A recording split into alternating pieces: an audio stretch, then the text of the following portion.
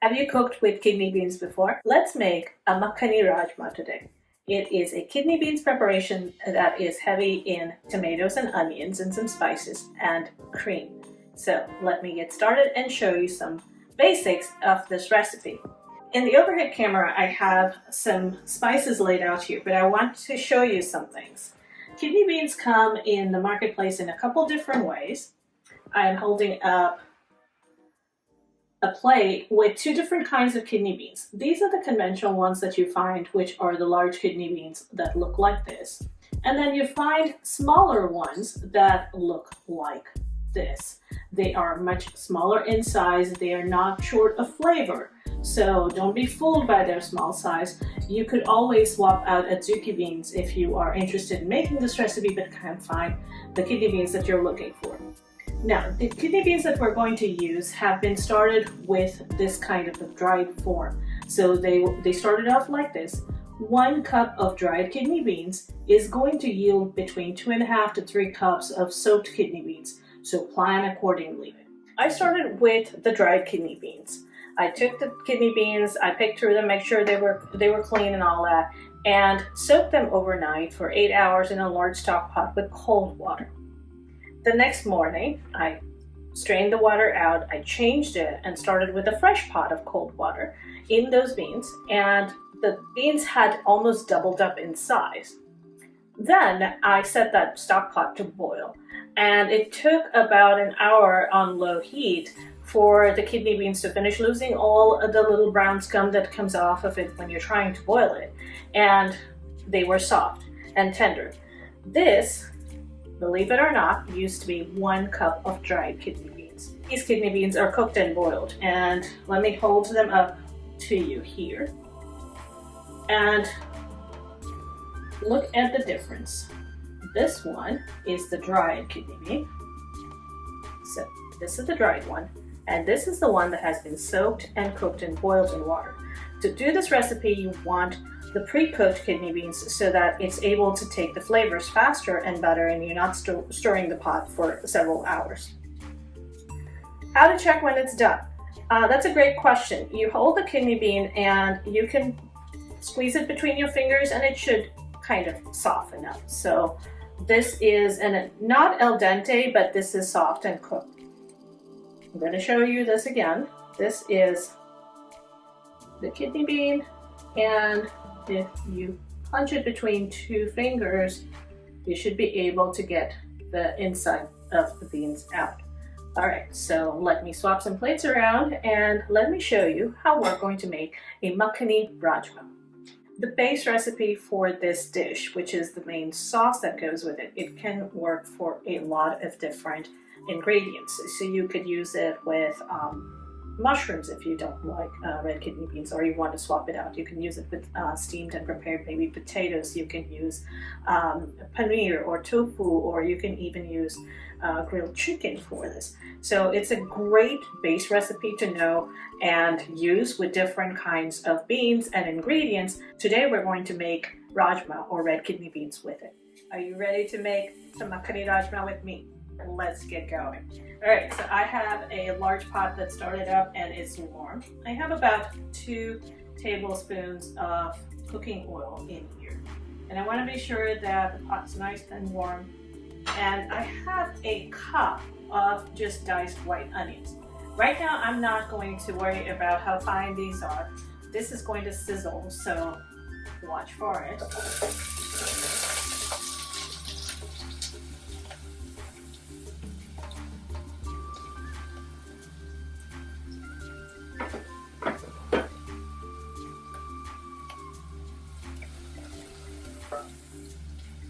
And while this cooks, I'm going to show you some other things that are going to be part of this recipe. So we're going to have some ginger and garlic, and I have my masala dabba of some spices.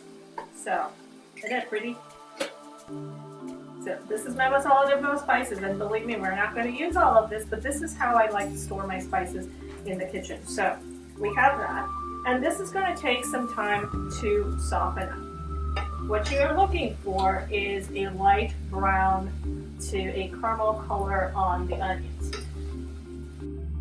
Depending on the heat of your stove, this might take about 5 to 7 minutes. It might take longer, but it's always helpful to have this base in place for this recipe because it adds a really nice depth to the rajma.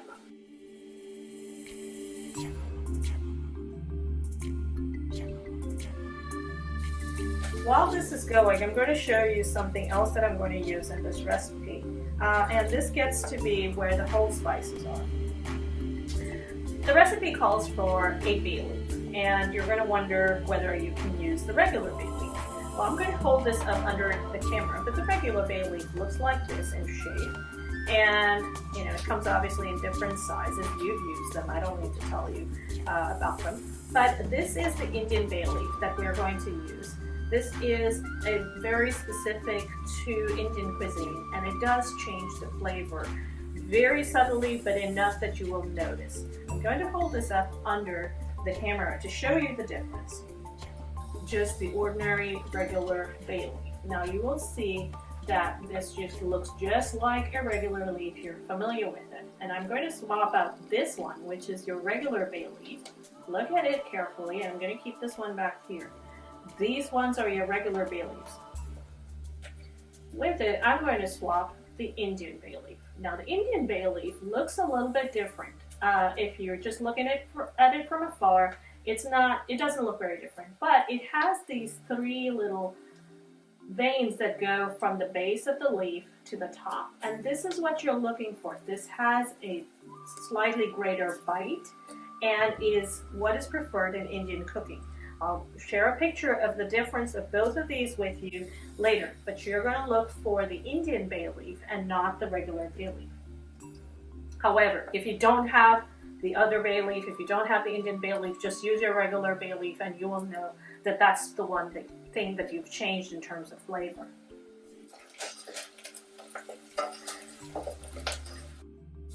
The onion is starting to get a little tints of pink and brown on the side. I want to be sure that I'm moving it so it doesn't brown unevenly. To this, I'm going to start adding some of my spices now. Now, if you have cracked the code, you know the order in which things go, but if you don't, you'll figure it out eventually. We're going to add some ginger, which looks like this. If you've never used ginger, you need to get familiar with using ginger. It looks like this, but this is not what you put in. For this recipe, I have just coarsely diced up about an inch worth of ginger, and I'm going to put in about a tablespoon of ginger, and I'm going to put in about a tablespoon of garlic.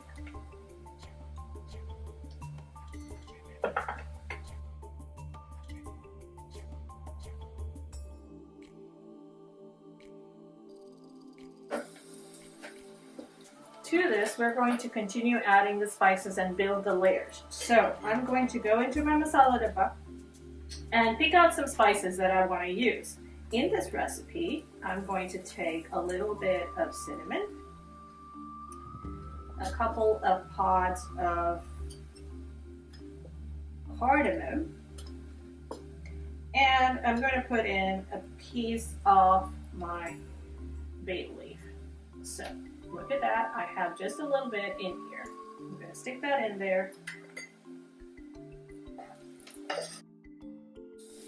All of these things are going to go into the forming of your base of your sauce, so you want it to be very rich and flavorful. You cut back on anything and the sauce tends to weaken out because the kidney beans really need a robust amount of spice to go with it. I'm going to hold up my masala dabba very, very briefly. I don't want the condensation from this to get into my spices. This is my masala dabba. It has cayenne pepper. It has, this is coriander seeds, turmeric, cumin, and I just have a couple of star anise lying around. This is a cumin coriander powder blend and your mustard seeds, and then I have my whole garam masala in here in the middle. Out of my masala dabba, I'm going to start cutting out some spices for this preparation. And I'm going to watch this as well to make sure that my onions don't get too brown. So we're going to use about half a teaspoon to a teaspoon of turmeric, about a teaspoon and a half to a little bit more of my cumin and coriander blend. If you don't have a cumin coriander blend, that's okay. Use equal parts of cumin powder and coriander powder to make this happen. And I have the same amount of cayenne pepper. Now in Indian cooking, at least the way I learned it, cayenne pepper and the cumin coriander blend always have to match up evenly, otherwise it throws off the taste for specific dishes. It's not true for all dishes, but if you're using both, you kind of have to use them in equal quantities. Now this is getting to be nice and brown. It's got the little bits of caramel going on, and I'm going to add my dry spices in here, dust them in, and stir it around really quickly because the cayenne pepper has a tendency to burn. I also am going to turn the heat down quite a bit. And while this is still warm, I have a cup. This is about a cup of diced tomatoes. Now, this recipe really benefits from canned tomatoes. If you don't have canned tomatoes, use fresh tomatoes, it's okay. What we're going to do is add that straight into the pot.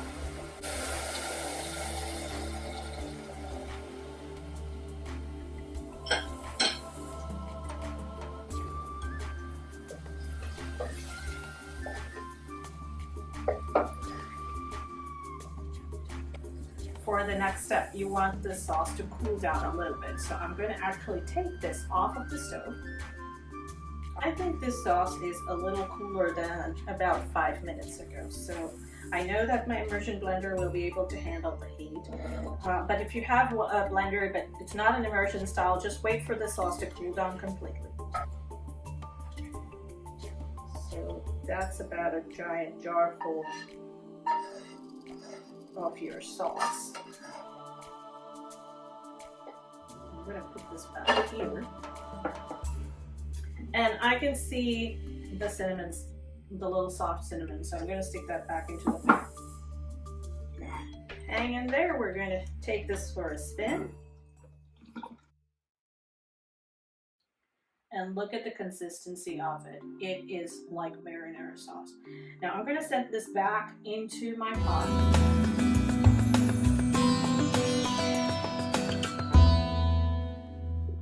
Going to add a little water to it.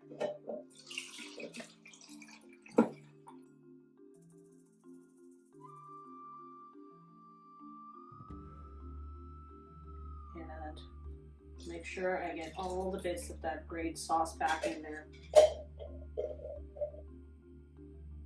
Blending it into a puree helps with this state. If you don't have a blender, that's fine.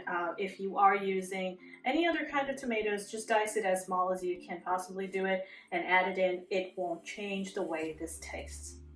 And as this is starting to warm up, I'm going to add these. This used to be 1 cup. Remember, this was 1 cup. It's almost about 3 cups. So I'm going to add these carefully into the sauce.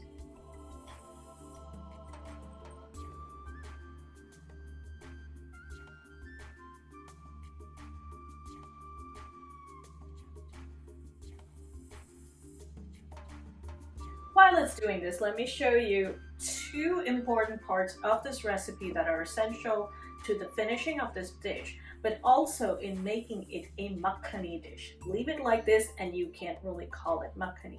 Adding these next 2 pieces is what kind of tips it over and makes it a makhani dish. Makhan is essentially another word for cream or butter or fat, and we're doing that in this way. We're adding a little bit of cream. You can use cream or you can use half and half. It's up to you.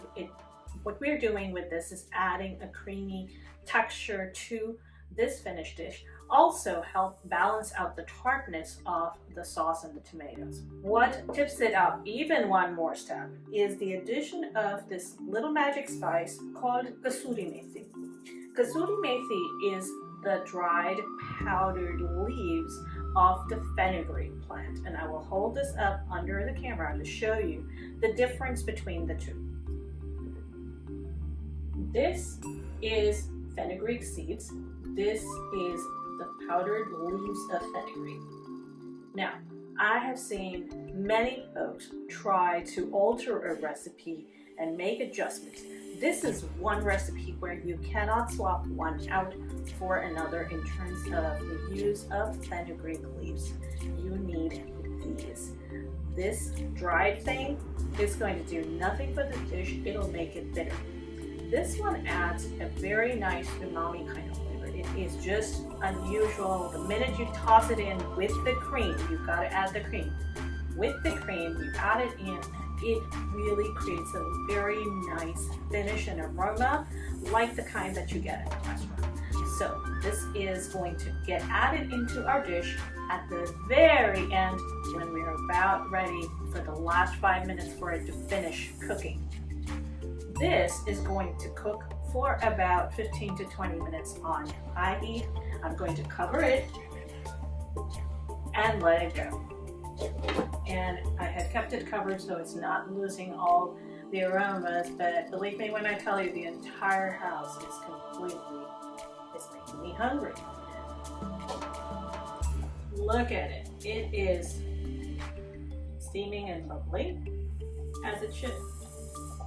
Having the rajma pre-cooked helps this dish tremendously. So I would recommend definitely working that out before you plan on making this. To call this dish finished, 3 last ingredients are remaining. I always reserve salt for the last steps because I want to be sure that the dish is going to taste fine till that point and then decide how much salt I'm going to add.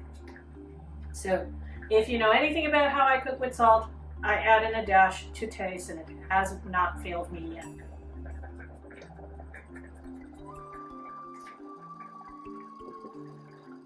Stir that in. And the last 2 pieces before it bubbles too much. I have here about 1/3 cup of cream. That's going to cut into the tang of the tomatoes so it doesn't get too tomatoey. To balance the flavors out, we're going to put in a pinch. Literally, do not put any more than a pinch of kasuri methi. Crumble it at your fingers as it goes, as you toss it in, but it's okay to get it as best as you can in there. It is, believe it or not, the magic trick to this recipe.